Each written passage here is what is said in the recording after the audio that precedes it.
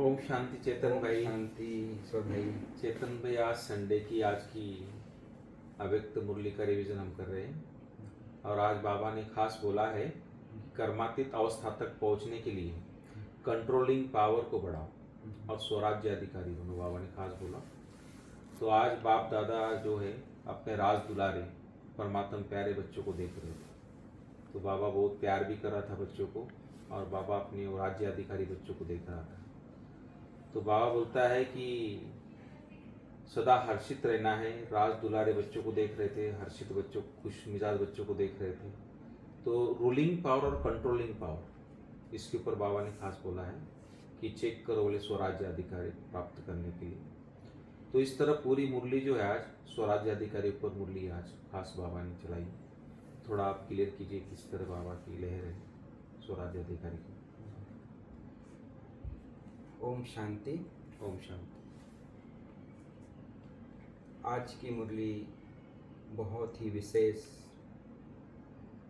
अव्यक्त मुरली है जो 15 मार्च 1999 में चली हुई मुरली है। हाँ, जो आज रिवीजन हो रही है 14 अप्रैल 2024। तो 25 साल करीब हो गए जी। लेकिन ऐसा लग रहा है कि जैसा बाबा आज हमें मुरली सुना रहे हैं जी। और स्वराज्य अधिकारी ही आत्मा ही विश्व राज अधिकारी बन सकता है। जी। स्वराज्य अधिकार यदि है तो वो ही अपने आसन में स्थित हो सकता है। जी। जैसे कोई अपने कुर्सी में कहो या आसन पर स्थित नहीं है तो उसका आर्डर नहीं मानते कर्मचारी। हाँ। तो ऐसे ही यदि हम अपने जो स्वराज्य का आसन है, जी। जो कंट्रोलिंग पावर और रूलिंग पावर, जी। ये आसन के जो हमारे शक्तियां हैं, जी। तो यदि हमारे में रूलिंग पावर जो हमारी कर्म इंद्रियां हैं, चाहे सूक्ष्म या स्थूल, जी, दोनों इंद्रियां हमारे अधिकार में चले, बिल्कुल, तब हम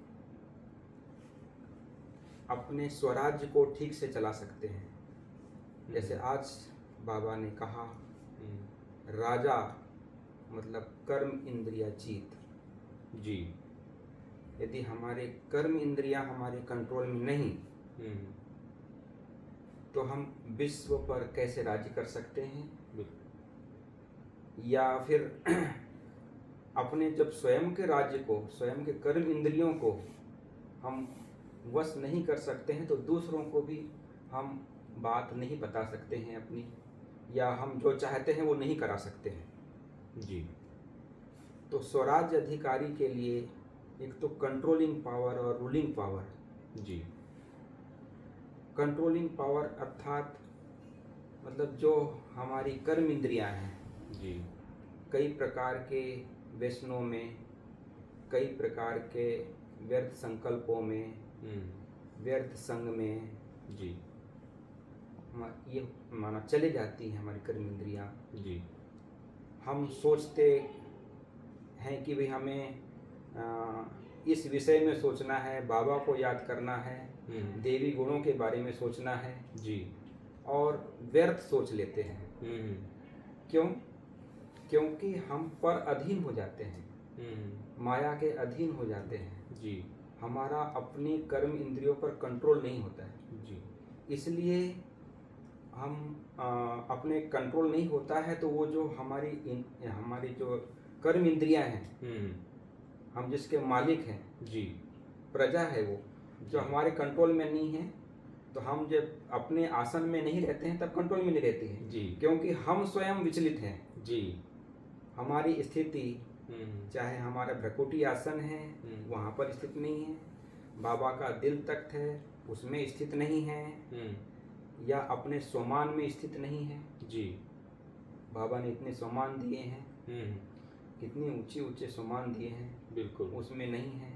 हम औरों के संग में चले जाते हैं या दूसरों के प्रभाव में आ जाते हैं, परिस्थिति के प्रभाव में आ जाते हैं, जी। तो हमारा जो स्व पे राज्य नहीं हो पाता है। बिल्कुल। तो रूलिंग पावर भी नहीं रहती है जी। और कंट्रोलिंग पावर भी नहीं रहती है। अच्छा। तो जब ये दोनों नहीं रहते हैं तो हम पराधीन हो जाते हैं, माया के अधीन हो जाते हैं। फिर कई बातों में बाबा ने आज कहा कि भाई ये जब सोचते हैं कि अरे नहीं होता है तो दिल शिकस्त भी हो जाते हैं। हाँ। माया क्या होती है, वो जो चीज में हमारी कमजोरी होती है उस पर ही वार करती है। जी बिल्कुल। जैसे हमारा व्यर्थ सोचने का हाँ। या पर चिंतन करने का, जी, ये हमारे यदि संस्कार हैं जी, तो यदि हम उसी रूप में फिर माया आती है, बहुत रॉयल रूप से आती है। तो फिर धीरे धीरे जब हम सोचते हैं कि नहीं हो पा रहा है तो दिल शिकस्त हो जाते हैं अंदर से। जी बिल्कुल। लेकिन बाबा ये कहते हैं कि बच्चे आप ही थे, आप ही स्वराज अधिकारी बने थे, विश्वराज अधिकारी बने थे जी। आपको ही बनना है, आप ही विजय थे, आप ही सफलता के अधिकारी हैं, स्वराज अधिकारी हैं, विश्वराज अधिकारी हैं। ये बाबा याद दिलाते हैं, स्मृति दिलाते हैं जी। तो जब समर्थ स्मृति आ जाती है हमारी जी, तो फिर माया का जो प्रभाव है वो कम होता है और स्वराज अधिकारी हम सहज बन जाते हैं। फिर माया जीत भी सहज बन जाते हैं। नहीं तो माया भी उस स्वरूप में आती है, रायल रूप में आती है, पता भी नहीं चलता है, फिर दिल शिकस्त हो जाते हैं। जैसे बाबा ने कहा कि अपना कर्म इंद्रियां जो हमारे कंट्रोल में नहीं है तो उनका राज दरबार लगाओ। हाँ। जैसे ब्रह्मा बाबा लगाते थे, रोज राज दरबार लगाते थे जी, कि हे मन आप कहाँ सोच रहे हो, क्या सोच रहे हो जी, चेक करते थे। हाँ, कि जो आत्मा जो है, आत्मा का जो मूल स्वरूप है, प्रेम, शांति, आनंद, सुख, पवित्रता, जी, इस स्वरूप को छोड़कर हम यदि दूसरे स्वरूप में जाते हैं तो पर अधीन है। जी, मन हमारे अपने कर्म इंद्रियों में कंट्रोल नहीं है, अपनी शक्तियों पे भी कंट्रोल नहीं है। जी, तो जब हम अनकंट्रोल कहेंगे जिसको, मतलब बिल्कुल, मन अपने प्रजा के अधीन हो जाते हैं। जी, तो प्रजा के अधीन हो जाते हैं तो वो राज्य सुचारू रूप से नहीं चलता है। बिल्कुल। तो इसके लिए रोज दरबार लगाते, जैसे ब्रह्मा बाबा रोज अपने से बातें करते थे, अपनी कर्म इंद्रियों से, एक एक कर्म इंद्रियों से बातें करते थे। जैसे बाबा कहते हैं कि अपने आप से बातें करो।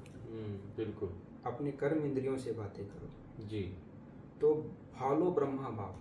जी, ब्रह्मा बाबा ने एक तो आत्मा का पाठ इतना पक्का किया, अपने स्वराज्य का पाठ इतना पक्का किया, अपने कर्म इंद्रियों को इतना पक्का किया कि जब चाहे, जहाँ चाहे, जितना समय चाहे, जी, बाबा ने अपनी इंद्रियों को स्थित किया। बिल्कुल, जैसे बाबा ने आज कहा कि हम चाहते हैं कि हमारी स्थिति परम धाम वाली हो, अनादि वाली स्थिति हो। जी, लेकिन बस कुछ क्षण रहती है और फिर हम नीचे आ जाते हैं। सही, क्योंकि प्रभाव, झुकाव, लगाओ, माया के रज पर राज्य में, पराये राज्य में हो जाते हैं, पर अधीन हो जाते हैं। जी, कर्म इंद्रियों के अधीन हो जाते हैं, प्रजा के अधीन हो जाते हैं।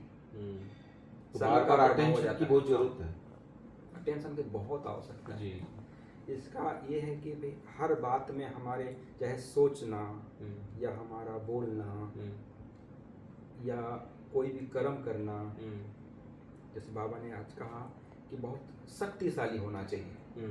जी, तो यदि ये शक्तिशाली होता है, शक्तिशाली का अर्थ है कि आत्मा अपने स्वराज्य में स्थित होकर कर्म इंद्रियों पर विजय प्राप्त करके, जी, जब ये संकल्प, बोल और कर्म करते हैं, संबंध संपर्क में आते हैं, शक्तिशाली होते हैं, तो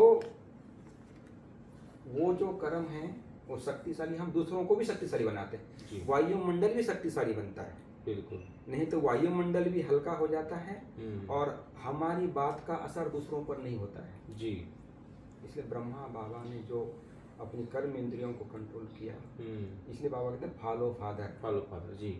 जैसे हमारी दादियाँ सुनाती हैं कि ब्रह्मा बाबा ने दीवारों पे लिख दिया, डायरियाँ भर दी कि मैं आत्मा हूँ, फलाना आत्मा है जी। मैं स्वराज अधिकारी हूँ, मैं फलानी आत्मा हूँ। जी। आत्मा का पाठ इतना पक्का, तो जब तक हमारी आत्मा का पाठ पक्का नहीं होगा तो हम स्वराज अधिकारी भी नहीं बन पाएंगे। बिल्कुल। तो स्वराज अधिकारी बनने के लिए तो आत्मा का पाठ, जैसे हम अभी आप बोल भी रहे हैं कि मैं आत्मा इस मुख से बोल रही हूँ, कानों से सुन रही हूँ, स्मृति अंदर होनी चाहिए। स्मृति अंदर जी। तब उसका प्रभाव दूसरों पर भी पड़ता है, वायुमंडल पर बनता है, और इसी वायुमंडल के आधार पर हमारा स्वराज स्थापन होगा। बिल्कुल। जो भारत सतयुग की दुनिया बनने वाला है जी। वो ये तभी होगा जब हमारी मनसा वाचा कर्मणा शक्तिशाली हो, मना अन्य चीजों के प्रभाव से मुक्त हो, श्रीमत के आधार पर हो। तभी जैसे बाबा ने कहा कि हमारी जो अखंड अटल स्वराज हमारा जो तब बनेगा जी। जब हमारी से जैसे मनसा वाचा कर्मणा तीनों एक साथ सेवा होगी। जी। क्योंकि कई बार हम स्थूल सेवा करते हैं तो उसी में रह जाते हैं, मनसा क्या सोच रही है या बाबा की याद है नहीं है वो हम ध्यान नहीं रखते हैं, और तो कहते हैं हम तो बहुत बिजी थे, बाबा को भूल गए, बाबा की याद भूल गई, बाबा की मुरली भूल गई, होता है ना। और उसमें कई प्रकार के प्रभाव में आ जाते हैं, चिड़चिड़ापन भी आ जाता है क्योंकि कार्यभार ज़्यादा हो जाता है, केवल सेवा के इसमें जाती है। बाबा कहते हैं यदि हमारी शक्तिशाली स्थिति बनाना है, शक्तिशाली वायुमंडल बनाना है, अपने स्वराज्य को लाना है, तो तीनों सेवा एक साथ करनी है। जी। चाहे हम वाचा से सेवा कर रहे हैं तो भी हमारे वाइब्रेशंस मनसा के बहुत पावरफुल हों, जी। हमारी कर्म इंद्रियां हमारे कंट्रोल में हों, चाहे कर्म इंद्रियां भी कर रही तो मैं आत्मा अपने स्वराज में स्थित होकर इन कर्म इंद्रियों से कर्म कर रही हूँ, बाबा करण करावन हार है, मैं जस्ट निमित्त मात्र हूँ, ये स्थिति रहती है तो स्वराज अधिकारी होकर करते हैं तो उसका वायुमंडल बनता है। जी। तो उसका प्रभाव पूरे विश्व पर पड़ता है, आत्माओं पर पड़ता है जी। और प्रकृति पर भी पड़ता है जी। तो प्रकृति भी सत्व प्रधान इस आधार पर होती है। बिल्कुल। तो मनसा वाचा कर्मणा ये भी हमारी माना एकदम एक साथ तीनों सेवा एक साथ रहे, ये बाबा का कहने का जी। तो ब्रह्मा बाबा ने इस पर बहुत अपने आप में पुरुषार्थ किया। ब्रह्मा बाबा को फॉलो करते हुए हम, जैसे बाबा ने मधुबन वालों को भी कहा कि अपनी ये स्वराज अधिकारी कहाँ तक बने हैं, पूछा। नीरज भाई जी से भी बात किया, जयंती दीदी से भी बात किया कि भाई 3 मास के लिए आपका अखंड अटल स्वराज है, इस पर भी चेक करो जी। जो स्थिति बाबा ने, तो आज की मुरली विशेष स्वराज अधिकारी हम ये अनुभव करें कि मैं आत्मा इस भ्रकुटी सिंहासन पर बैठकर अपनी मन बुद्धि और संस्कार जो हमारे आदि अनादि संस्कार हैं उनको इमर्ज करते हुए जी, और दोपहर के या अंत के संस्कार हमारे मर्ज हो जाए, उसका प्रभाव हमारे ऊपर ना पड़े, हमारे जो आदि अनादि देवता स्वरूप के और अनादि आत्मा परम धाम की स्थिति के ये संस्कार हमारे इमर्ज रहे जी। ये खास बाबा हमें बार बार अटेंशन दिला रहे हैं। और आज की मुरली स्वराज अधिकारी, इस पर हम विशेष, मुरली का अर्थ ही हमारा जीवन बन जाए जी। हम जब तक स्वराज अधिकारी नहीं बनेंगे तो दूसरों पर हमारी मनसा का, हमारी वाचा का, हमारे कर्म का, हमारे चेहरा का, हमारे चाल चलन का प्रभाव इतना अच्छा नहीं पड़ेगा जब तक हम अपने आप को स्वराज अधिकारी नहीं बनाए। उसके लिए अटेंशन का पहरा जरूर लगाना है जी। अटेंशन रूपी पहरे को, चाहे जैसे बाबा ने कहा ट्रैफिक कंट्रोल हम करते हैं तो ट्रैफिक कंट्रोल में कई बार ये होता है शरीर तो रुक जाता है लेकिन मन अनकंट्रोल रहता है, कहाँ सोचता है, या तो कारोबार के बारे में सोचेंगे या दूसरों के बारे में सोचा जाएगा जी। दूसरों की कमजोरी के बारे में सोचते हैं तो कई बातें हैं, यदि दूसरों की कमजोरी के बारे में सोचते हैं जी तो फिर वो कमजोरी हमारे में आने का ज़्यादा चांस रहते हैं। जी जी बिल्कुल।